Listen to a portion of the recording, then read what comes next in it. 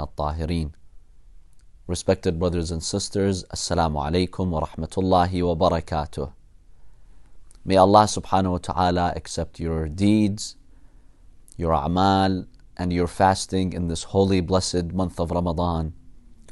And may Allah subhanahu wa ta'ala keep you all safe. We continue our series in briefly examining Islamic laws that pertain to the fasting.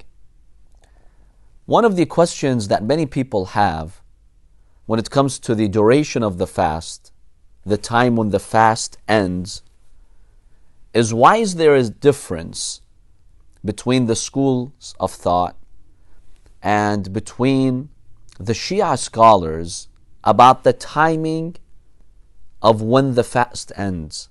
Why is it that some say it's at the time of sunset, when the disk of the sun actually sets, while many scholars state that the fast ends at the time of Maghreb?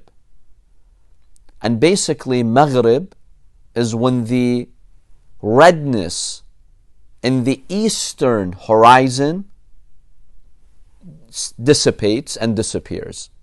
Why is there this difference amongst the scholars? If we examine the schools of thought, the Sunni schools of thought maintain that the Shar'i Maghrib is when the disk of the sun sets. As soon as the sun sets, you can pray and break your fast. Let's now examine the fatwa of Shia jurists and scholars. Some Shia scholars have also maintained that the Shar'i Maghrib is when the disk of the sun sets. But the vast majority of Shia scholars, they maintain that you have to wait some 10 to 15 minutes later when the redness in the eastern horizon disappears. Then that is an indication that the time for Maghrib has set. This is called in Arabic al-Humra al-Mashriqiyya. So if you look at the east, when the sun sets, you find that there is this reddish hue color scattered in the atmosphere. This begins to decrease. On average, some 10 to 15 minutes later, this redness disappears. This is an indication that the time for Maghrib has set in. You can now pray and break your fast. So why is there this difference? What is the main argument used by those scholars who believe you have to wait those extra minutes? One argument that they've used is the verse in the Holy Quran which speaks about the timing of the fast. In Surah Al-Baqarah, Allah subhanahu wa ta'ala tells us to eat and drink حتى يتبين لكم الخيط الأبيض من الخيط الأسود من الفجر.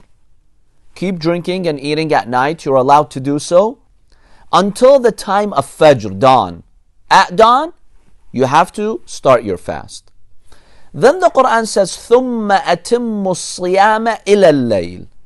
Then continue fasting until the night. Layl in Arabic means night. These scholars have maintained that the word night is not applicable to the time of sunset. When the sun is setting, it's still too bright outside for us to call it night. But if you wait some 10-15 minutes later, when it starts to dim, when the brightness in the atmosphere is reduced, then we can start to call it night. So this is one argument that they've maintained. By the way, interestingly, there's a hadith in Bukhari attributed to the Prophet ﷺ. The hadith states that the Prophet told his companions that you have to continue your fast. When do you break your fast?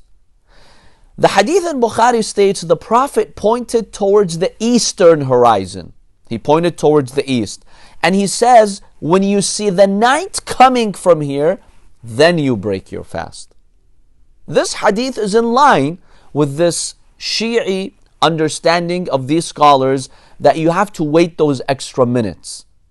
Because the Prophet wasn't looking at the west and telling his companions, when you see the sun setting, he in fact told them to look at the east. And when you see the night coming, the darkness of the night coming, then break your fast. So this is one argument that many Shia scholars have used. Another argument that they've used is the hadiths. We have many hadiths from the Imams of Ahlul Bayt that command us to wait until this redness in the eastern horizon disappears. So they base their fatwa on these hadiths. What about those scholars, Shia scholars, who do state that you can break your fast when the sun actually sets? What's their argument? Basically, they say that we are aware of all these hadiths that tell us to wait those extra minutes. But basically, these are based on precaution.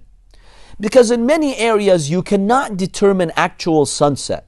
You could be living in a mountainous area, and the mountains or the landscape or the topography of your area blocks your view of the actual sunset.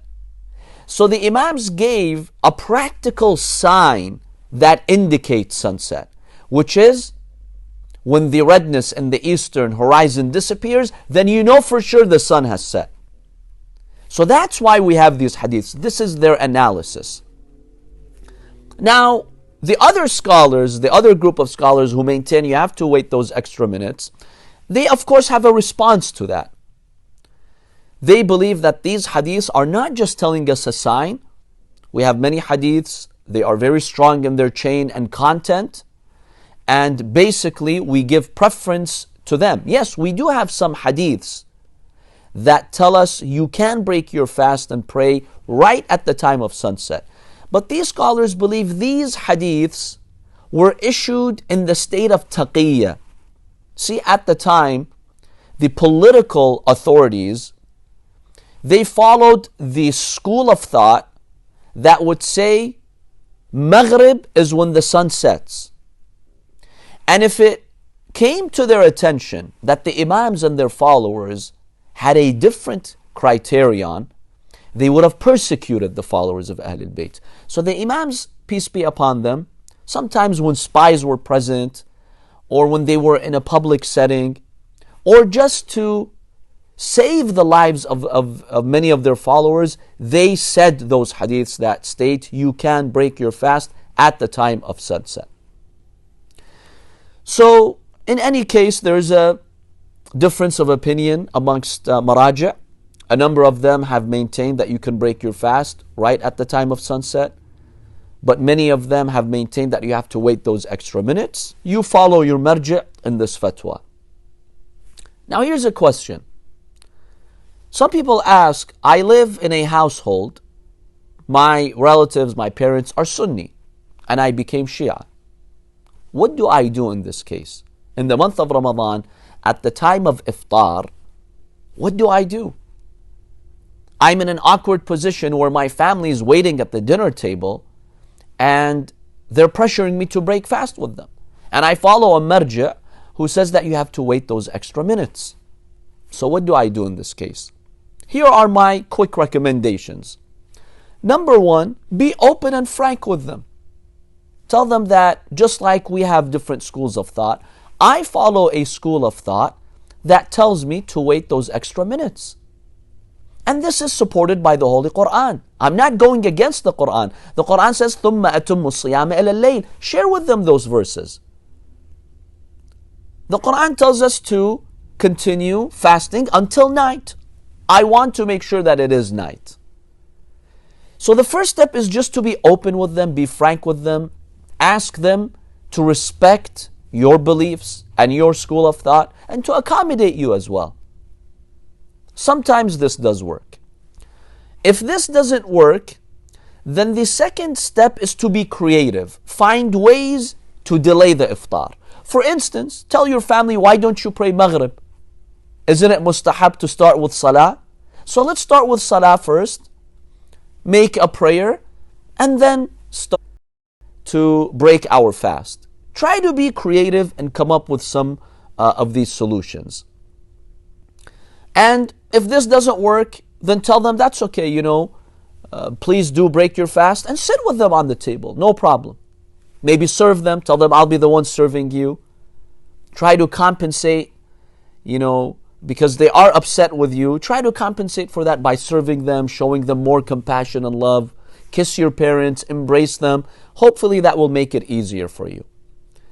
Now, if you're in a place where there is really the fear of getting persecuted, then yes, scholars here have said you can break your fast with them and your fast is valid, no problem.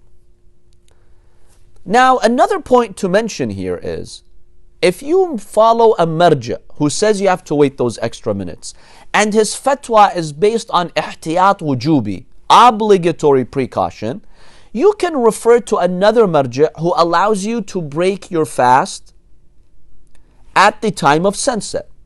So if you live in a family and they're breaking their fast right at the time of sunset, and if you want to delay yourself breaking the fast and waiting those extra minutes, this is going to create trouble for you. This is going to cause problems and difficulties for you.